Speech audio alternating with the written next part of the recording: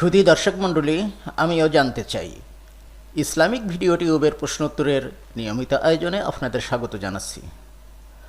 অনুগ্রহপূর্বক চ্যানেলটিকে সাবস্ক্রাইব করুন এবং ভিডিওতে লাইক, কমেন্ট, শেয়ার করে আমাদের সাথেই থাকুন।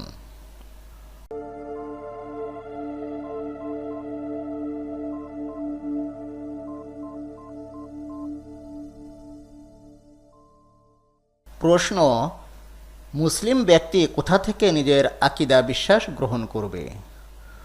উত্তর: আল্লাহর কিতাব এবং নবী মুহাম্মদুর রাসূলুল্লাহ সাল্লাল্লাহু আলাইহি ওয়াসাল্লাম এর সুন্নাত থেকে মুসলিম ব্যক্তি নিজের আকীদা বিশ্বাস গ্রহণ করবে। কেননা নবী মুহাম্মদ সাল্লাল্লাহু আলাইহি ওয়াসাল্লাম কখনো নিজের পক্ষ থেকে কোনো কথা বলেননি। আল্লাহ তাআলা সূরা আন-নাজম এর 4 নম্বর আয়াতে বলেছেন, তিনি যা বলেন তা তো কেবল ওহী বা ঐশী নির্দেশ যা তার কাছে ওহী করা হয়। তবে এই গ্রহণ সাহাবা ইকরাম ও সলফে সালেহিনের ব্যাখ্যা ও নীতি অনুযায়ী হতে হবে। প্রশ্ন: আমরা যারা দ্বীনি বিষয়ে মতানৈক্য করি তাহলে কিভাবে তার সমাধান করব? উত্তর: এক্ষেত্রে আমরা সুমহান শরীয়তের শরণাপন্ন হব। আল্লাহর কিতাব কুরআন ও নবী মুহাম্মদ সাল্লাল্লাহু আলাইহি ওয়াসাল্লামের সুন্নাত থেকে তার সমাধান গ্রহণ করব। সেই নির্দেশনা দিয়ে মহান আল্লাহ তাআলা সূরা আন-নিসা 59 নম্বর আয়াতে ইরশাদ করেন, তোমরা কোনো বিষয়ে মতবিরোধ করলে বিষয়টিকে আল্লাহ ও তার রাসূলের দিকে প্রত্যাবর্তন করো। এই বিষয়ে নবী মুহাম্মদ সাল্লাল্লাহু আলাইহি ওয়াসাল্লামের বিখ্যাত হাদিস রয়েছে।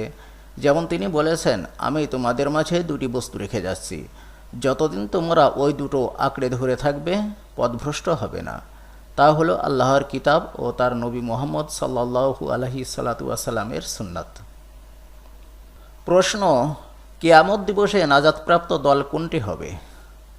উত্তর: সহিহ সুনানে তিরমিজি 2641 নম্বর হাদিস, আল্লাহর রসুল মুহাম্মদ সাল্লাল্লাহু আলাইহি ওয়াসাল্লাম বলেন, আমার উম্মত 73 দলে বিভক্ত হবে, এর মধ্যে একটি দল ছাড়া সবাই জাহান্নামে যাবে। সাহাবীগণ প্রশ্ন করলেন, হে আল্লাহর রসুল, সেই দল কোনটি? তিনি বললেন, যারা আমি এবং আমার সাহাবীদের নীতির উপর প্রতিষ্ঠিত থাকবে তারাই শুধু জান্নাতে যাবে। অতএব হক বা সত্য হচ্ছে সেটাই যার উপর নবী মুহাম্মদ সাল্লাল্লাহু আলাইহি ওয়াসাল্লাম এবং তার সাহাবীগণ প্রতিষ্ঠিত ছিলেন। তাই নাজাত পেতে চাইলে, আমল কবুল হওয়ার আশা করলে তাদের অনুসরণ করতে হবে এবং বিদআত থেকে সাবধান থাকতে হবে। প্রশ্ন: সৎ আমল কবুল হওয়ার শর্ত কি কি? উত্তর: আমল কবুল হওয়ার শর্ত হলো 3টি, যথা 1 নম্বর আল্লাহর প্রতি ঈমান আনা ও তার তাওহীদের স্বীকৃতি প্রদান করা। মুশরিকের কোনো আমল কবুল করা হবে না। 2 নম্বর ইখলাস বা একনিষ্ঠতা, অর্থাৎ নেক আমল দ্বারা শুধুমাত্র আল্লাহর সন্তুষ্টির ইচ্ছা পোষণ করা। 3 নম্বর উক্ত আমল করার সময় নবী মুহাম্মদ সাল্লাল্লাহু আলাইহি ওয়াসাল্লাম এর অনুসরণ করা, অর্থাৎ আমলটি তার আনিত শরীয়ত মোতাবেক হতে হবে।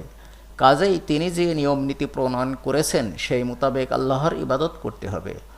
উক্ত 3টি শর্তের কোনো একটি নষ্ট হলে আমল প্রত্যাখ্যাত হবে। সূরা আল ফুরকান 23 নম্বর আয়াতে আল্লাহ রাব্বুল আলামিন বলেন, আমি তাদের কৃতকর্মগুলা বিবেচনা করব, অতঃপর সেগুলোকে বিক্ষিপ্ত ধূলিকণায় পরিণত করব।